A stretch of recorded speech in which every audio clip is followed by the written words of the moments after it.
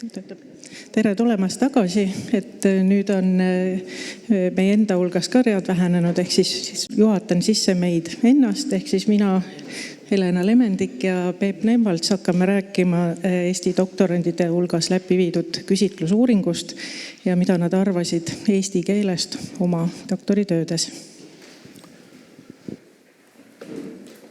Ja rõõm näha kõiki virgestununa siin saalis jälle tagasi.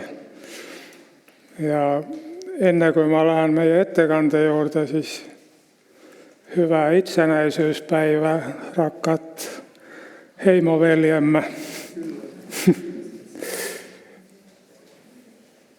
Ja nii nagu Helena juba ütles, et see, millest me täna räägime, on tegelikult üks tillukene osa ühest meie pikemast uuringust, suurema töörühmaga tehtud uuringust, mis sai alguse juba tosin aastaid tagasi, kus me küsitlesime kõiki Eesti ülikoolide doktorande ja kordasime seda uuringut siis 10 aastat hiljem, 2022. Ja siin on siis need peamised küsitlusuuringu uurimisküsimused. Meil oli alajaotusi, aga praegu pole see oluline. Nii et see oli meil siis Tallinna Ülikooli sotsioloogide ja keeleteadlaste koostöö. Ja kui siis mõelda, et milliseid raskusi tuntakse, siis siin on nüüd üks näide kirjutamisest, eesti keeles kirjutamise raskustest ja oleme siis rühmitanud ühte kokku sotsiaal- ja humanitaarteadlastest doktorandid, teise loodus- ja tehnikateaduste doktorandid. Nii et siit saame kõik siis vaadata nüüd, kuidas on 10 aasta jooksul asi muutunud. Et nagu me näeme, siis neid, kellel mingeid raskusi ei tundu olevat, nende endi arvates eesti keeles teadusteksti kirjutades, on sotsiaal- ja humanitaarteaduse doktorandide hulgas veidi kasvanud ja samamoodi on kasvanud mitte nende hulk, kellel pole raskusi, vaid nende hulk, kellel on raskusi sobivate eestikeelsete terminite leidmisega loodus- ja tehnikateadlaste hulgas. Ja seal on, eriti kui te võrdlete neid terminikasutused, tulpasid, on väga suur vahe ühelt poolt sotsiaal- ja humanitaarteadlaste vahel, kus ka mõnevõrra on mured termini tarvitusega kasvanud, aga kõige rohkem paraku ja loodus- ja tehnikateadlaste hulgas. Ja kui siis natukene lähemalt vaadata, kellel on raske harva, kellel sageli ja kellel mitte kunagi midagi rasket ei ole, läheb kõik lepse-reega, siis näeme, et siin on tõepoolest siis sotsiaal- ja humanitaarteadlaste hulgas neid, kellel sageli on raskusi alla poole, eks ole, 48%. See ei saa pihta. No näete, ma arvan, kus see 48 on seal. Ja kuidas on looduse- ja tehnikateaduse doktorandidel, siis neil on nüüd 71%-lt 77-le kasvanud. Aga kui te vaatate inglise keele kohta, siis see tundub justkui lihtsam loodus- ja tehnikateadlastele. Ei olnud neil enne eriti raskusi, ainult 21% sageli ja nüüd paar aastat tagasi ainult 5%. Aga need on, nagu ma ütlesin, siis nende endi hinnangul, kuidas nad tunnevad ise. Ja siin võib muidugi küsida, et kuivõrd see paika peab ja sageli arvatakse ju, et küll ikka inglise keeles on hea lihtne, et alati kõik terminid on väga täpsed ja kõike on ka väga hea ja selge kirjutada lausesse, aga päris nii see ei pruugi olla. Ja nüüd siis edasi annan sõna Helenale, kes räägib täpsemalt, mida me siis leidsime. Jah, aitäh. Nii.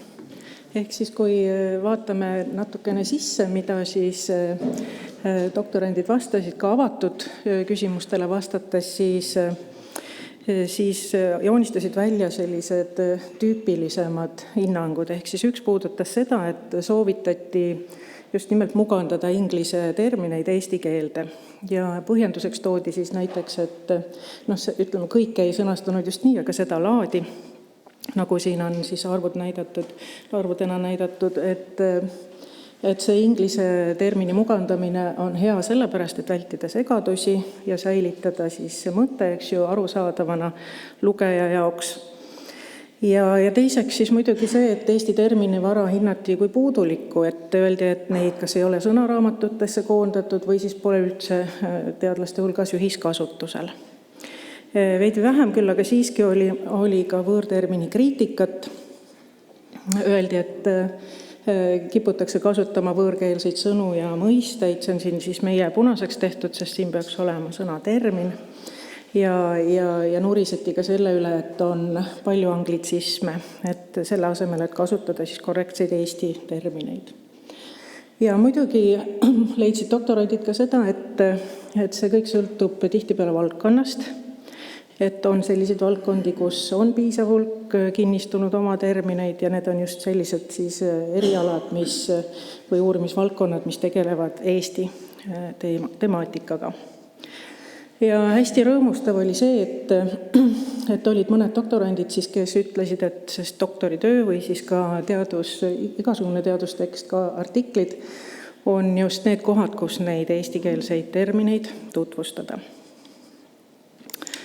Nüüd, kuna see terminite üle nurin sealt küsitlusest välja paistis, et siis me otsustasime, et teeme oma sellise mini-uurimuse ja vaatame neid väitekirju siis lähemalt. Ja uurisimegi siis, nagu te teate, et paljud väitekirjad kirjutatakse inglise keeles, et võtsime siis ette eri valdkondade eestikeelsed lühikokkuvõtted. Ja vaatasime seal siis keelelisi aspekte, et kas need terminid, mis seal kasutatakse, on oma või pigem võõrterminid, kas need on siis selles konkreetses töös või valdkonnas kasutusel olevad või esinevad nad ka kuskil sõnaveebi mõnes, kas sõnaveebis siis ühendsõnastikus või siis mõnes sealses terminibaasis. Ja siis lisaks lingvistilisest küljest ka natukene neid. Nüüd, meie materjal oli siis 40 teksti, ehk siis 40 väitekirja eesti keeles kirjutatud kokkuvõtted. Need väitekirjad olid kaitstud sellel samal aastal, kui see teine küsitlusuuring tehtud sai. Nüüd see ülemine graafik näitab siis sellel aastal üldse kaitstud töid eri valdkondades ja see meie 40 teksti siis oli 15% kogu sellest massist. Võtsime siis vaatlusele 4 avalik-õiguslikku ülikooli, saime kogu selle info Eesti teadusinfosüsteemist ja siis seal see kui jaotuse põhjal siis on meil 5 valdkonda: humanitaar-, sotsiaal-, reaal- ja tehnikateadused ja siis veel biomeditsiin ka. Ja kokku oli meil siis materjali umbes 64 500 siis sõnet. Ja need alumised väiksed graafikud on siia lisaks pandud, mis iseloomustavad seda, et see tumesinine värv, kui te siin neid legende ei näe, siis tumesinine värv on see, mis paistis olevat siis mingisugune muukeelne inimene. Oranž on see, mis paistis nime järgi olevat slaavi siis päritolu ja helesinine on siis Eesti nimega autor. Ja kui te vaatate parempoolset pirukat, siis siin tumesinine on, eks ju, ingliskeelsed tööd ja siis see helesinine väike sektor on eestikeelsed tööd, et siin on päris suur vahe sees. Nüüd nende tekstidega siis järgmiseks lasime nad läbi Sketch Engine'i, kus kasutasime automaatset märksõna tuvastust, et seal on olemas ka termini tuvastus, aga see annab mitmesõnalisi fraase välja, et otsustasime seda siis mitte kasutada. Ja referentskorpusena siis oli kasutusel ETN 2021 ja analüüsisime siis ainult neid termineid, mis said piisava sellise skoori, mida siis saadakse, kui arvutatakse siis meie korpuses esinemise normaliseeritud sagedust ja siis seda normaliseeritud sagedust, mis ta on selles referentskorpuses. Ehk siis vaatasime neid termineid või neid terminikandidaate, mis olid siis meie korpuses tunduvalt sagedamad kui selles referentskorpuses. Puhastasime need andmed, siin on ka kodeerimisskeem, et vaatasime siis, mis valdkonnas see termin on, kas ta üldse termin on või ei ole, sest seal oli sellist musta materjali ka, keemiliste elementide tähised ja nii edasi. Vaatasime, mis sõnaliigiga on tegemist, kuidas see sõna moodustatud on, kas lihtsõna, liitsõna või tuletis, siis selle termini keelsust ja ka seda, et kas ta esineb sõnaveebis või mitte. Esimesena siis vaatakski, mis selle keelsuse kohta sealt ilmnes. Ilmnes see, et jällegi võõrterminid on tumesinised, omaterminid helesinised, siis need tulbad. Ja tuleb välja, et humanitaarteadustes, biomeditsiinis ja reaalteadustes olid võõrterminid suhteliselt sagedamad kui sotsiaal- ja tehnikateadustes siis võrreldes omaterminitega. Et kui need valdkonnad ikkagi 2 suuremaks valdkonnaks kokku liita, et siis me näeme, et tegelikult see jaotus on üsna ühesugune ja mitte ainult, et ühesugune valdkondade vahel, vaid ka valdkonnasiseselt üsna ühtlane. Et seal 50% ringis kergelt üle küll võõrtermineid, aga ikkagi oma termineid ka väga palju. Nüüd, mis puutub siis terminite esinemusse sõnaveebis, siis jälle see ülemine võib-olla on natukene keeruline siin kiirelt üle vaadata, aga see alumine siis graafika näitab jällegi siis nii-öelda pehmeid valdkondi ja kõvasid valdkondi, kus siis ilmnes, et loodus- ja tehnikateadustes kokku võetuna siis on terminid sõnaveebis paremini esindatud. Ja siis pehmetes teadustes veidi vähem. Ja mida me märkasime sealt materjalist, mida võib väita, et kuna väga paljud terminid on ju liitsõnad, eks ju, et siis nende kõigi kandmine sinna kuskile terminibaasidesse, kui sõna tegelikult tähendus on tuletatav nendest osistest, ei ole esiteks võimalik ja ei ole ka tegelikult vajalik.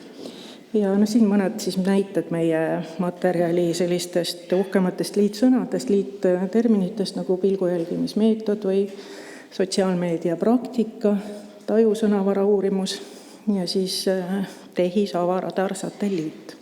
Et hästi läbipaistvad terminid iseenesest.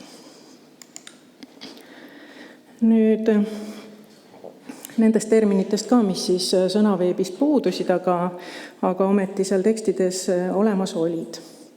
Et kõige rohkem oli selliseid termineid, mis puudusid sõnaveebis kasutatud humanitaarteadustes. Ja need olid siis seal peamiselt võõrterminid, suuremas osas võõrterminid.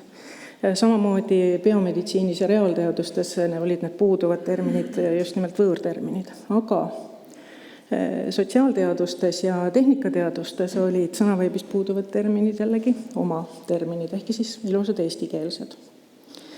Ja siin veel kord siis sellest, et need enamjaolt olid need puuduvad terminid, tõesti siis liitsõnad, aga vahemärkusena siis ka, et kuna siis Tõnu saab moodustada mitte ainult liitmise, aga ka tuletamise teel, et siis meie käsitlesime neid sõnu, kus oli nii liitsõna kui tuletise tunnuseid siis liitsõnadena.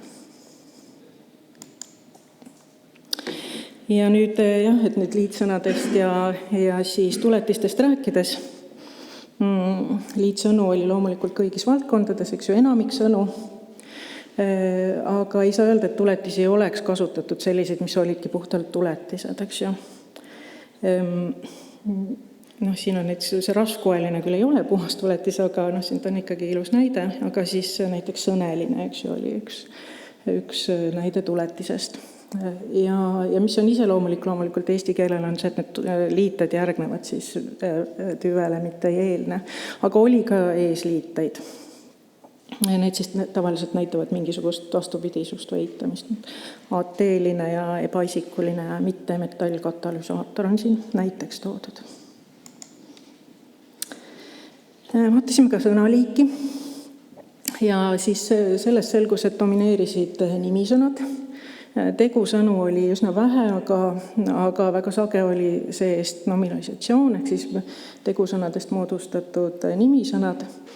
Ja omadussõnu oli ka, aga omadussõnad siis tavaliselt kaasnesid mingisuguse fraasiga, et olid nii-öelda siis sellise termini fraasi osad. Ja nüüd alumist graafikut, kui te vaatate, et siin on siis normaliseeritud sagedused valdkonniti, eks ju. Ja punane noon näitab siis tekstides olevat sõnade arvu ja näeme, et kuigi siis humanitaar- ja sotsiaalteadustes oli absoluutarvudes rohkem neid termineid, siis tegelikult kui normaliseerisime nad 10 000 sõne kohta, et siis oli see termini tihedus oluliselt väiksem kui reaalteadustes ja tehnikateadustes, aga ka biomeditsiinis. Ja üldiselt siis võis järeldada ka seda, et humanitaar- ja sotsiaalteaduste terminid võivad kattuda tegelikult sageli üldkeelega, ehk siis mis meie termini tuvastus jättis sellest skoorist 40 allapoole, sest neid esineb ka üldkeeles. Ja nüüd Peep räägib edasi siis sissevaatest mõnedesse näidetesse, mis sealt tekstidest huvitavamat ilmnes. Ja nagu ennist nägite, siis need 5 valdkonda olid enam-vähem ühtlaselt jaotunud, aga biomeditsiin oli siiski kõige suurem lõik sellest pirukast 25%-ga. Nii et siis mõtlesime teha niisuguse põgusa prooviuuringu ja võtta siis 2 kõige pikemat biomeditsiiniala väitekirja kokkuvõtet, eestikeelset kokkuvõtet.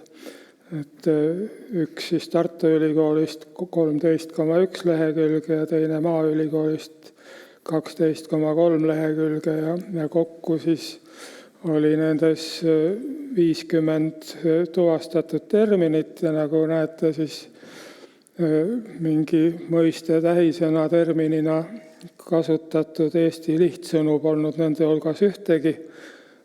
Liitsõnu oli 6 ja siis võõrlihtsõnu oli 8 ja võõrliitsõnu 2. Ja oli ka 2 segaliitsõna nagu eksudatsioonimäär ja proteiinisisaldus. Ja hästi palju oli niisuguseid mitmesõnalisi nimisõnafraase, siis 17 tükki. Kui nüüd otstarbekusele mõelda, siis mis on termini otstarbekuse kriteeriumid. Üks on kindlasti ökonoomsus, mis on lühemus, siis avaldub nii kõnes kui kirjas, aga ökonoomsuse all võib olla ka hääldushõlpsus kõnes. Ja nüüd siin vasakul on siis need terminid, mis leidusid neis biomeditsiini tekstides ja noolega olen näidanud siis võimalikud asendused. Näiteks see esimene koe tihedus, see siis sõnaveebis teki ühendsõnastikust vaadates leidus ainult 2 termini baasis, üks neist oli huviharidus ja teine oli käsitööteadus.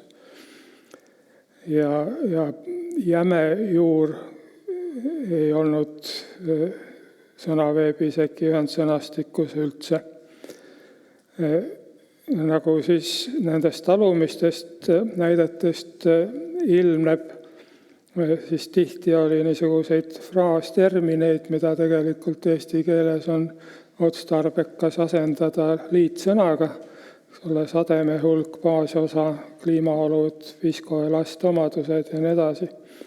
Ja siin punaseks olen märkinud need omadussõna liited, millest põgusalt oli enne juttu pärast Peeter Toropi ettekannet, et eesti keeles ei ole meil neid ne ja line liitelisi omadussõnu tihti vaja, vaid eesti keelele omasem on ikkagi siis nimisõna kas eraldi sõnana või siis niimoodi liitsõna osisõna, nagu siin on.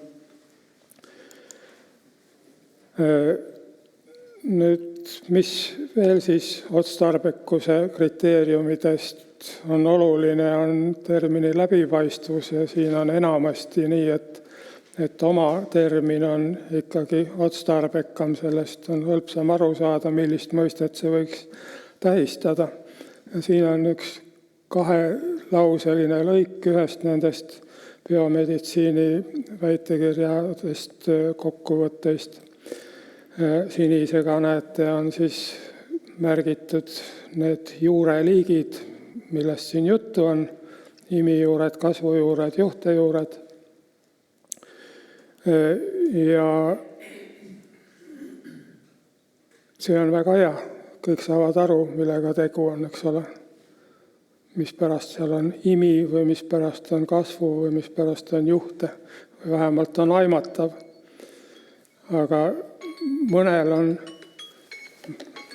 on seal, vabandust, ma mõtlesin, et aeg sai otsa, aga veel ei saanud õnneks, siin näitab, et on rohkem. Aga et mõnel nagu kasvujuured ja juhtejuured on siis, nagu näete, sulgudes järel ka niisugune pool võõrtermin, pool oma termin, pioneerjuured ja transportjuured. Kui me nüüd mõtleme, ega pioneerjuured ei ütle meile suurt midagi vist võrreldes kasvujuurtega. Transportjuured võib-olla ütleks natukene rohkem, aga pigem on siis tegu sellega, et juured juhivad mingeid toitaineid taimeosadesse, eks ole, mida võib ju ka transportimiseks nimetada, aga ei ole erilist vajadust. Nii et need on siin osaliselt võõrsõnalised terminid, aga neid on siin lõigus veel, eks ole, mis on punaseks tehtud. Kuidas siis neid võiks mõelda asendada võimalikult läbipaistvate oma terminitega, mis on funktsionaalne grupp.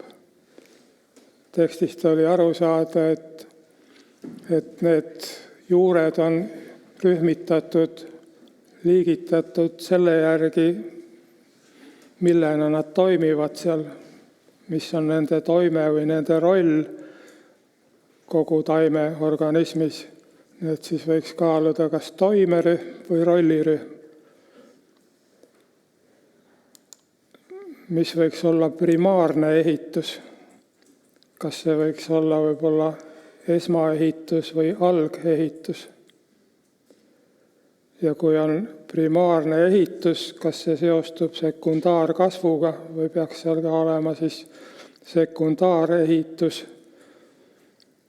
Või kui on mõeldud seda, et see on mingi järgmises faasis kasvav juur, siis sobiks võib-olla sinna hoopiski järgkasv.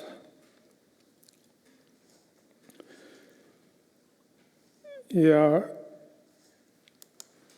niisugune fraastermin nagu basaalne osa jällegi, mis oli ka eelmisel kuval, et see saaks siis olla kas liitsõnana baasosa või kui mõelda puht oma termineis, siis võiks see olla ka võib-olla põhimiku osa või lihtsalt põhimik, nii nagu on antud vasted näiteks Norra Eesti meditsiini sõnastikus, mis on siis termini baasina seal suures ühendsõnastikus olemas.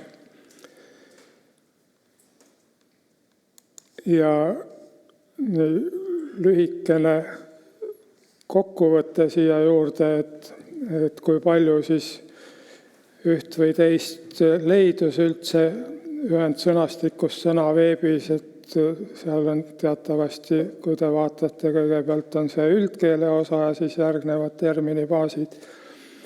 Et üldkeele jaotises oli märksõnana 19 tükki neid, mida üldkeele jaotises üldse ei olnud, vaid ainult terminibaasides oli 10 ja mitte kummaski üleüldse ei leidunud ühendsõnastikus 20 terminit märksõnana. Ja nüüd üks näide siis märksõnast, mida leidus kõige rohkem, oli süsihappegaas.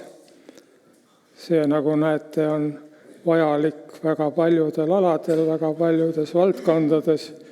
Et kõigepealt siis termini baasis S-term on see mitme valdkonna, mitme eriala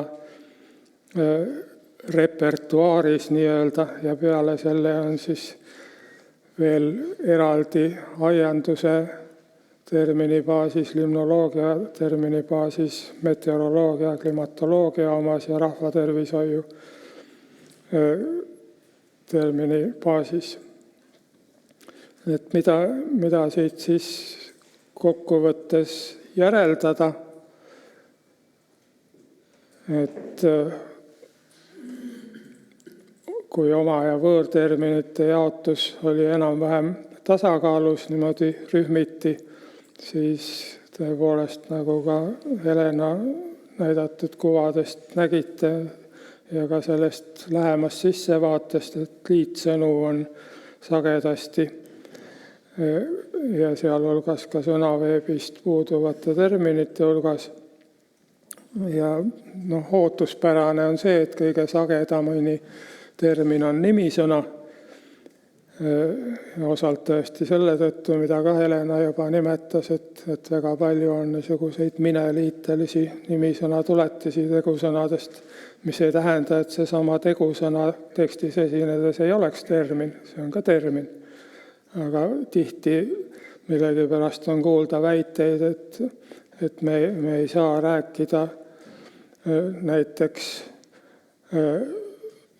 sellest, et taimed toimlevad, vaid peame ütlema, et toimub toimlemine, sellepärast, et toimlemine on termin, aga toimlevad ei ole termin, mis on ilmselt vildakas arusaam. Ja teine asi, mida me siit võime siis järeldada, on see, et kõik see töö, mida siin ka näiteks emeriidid Kübarsepp ja Kulu teevad ja paljud teised, et see jõuaks ka üliõpilasteni, doktorandideni, aga doktorandideni jõudes on natukene hilja, kui me ei alusta juba bakalaureuse õppes ja ei edenda seda magistriõppes. Tänan enda ja Helena nimel. Ja nüüd siis on võimalus meile küsimusi esitada.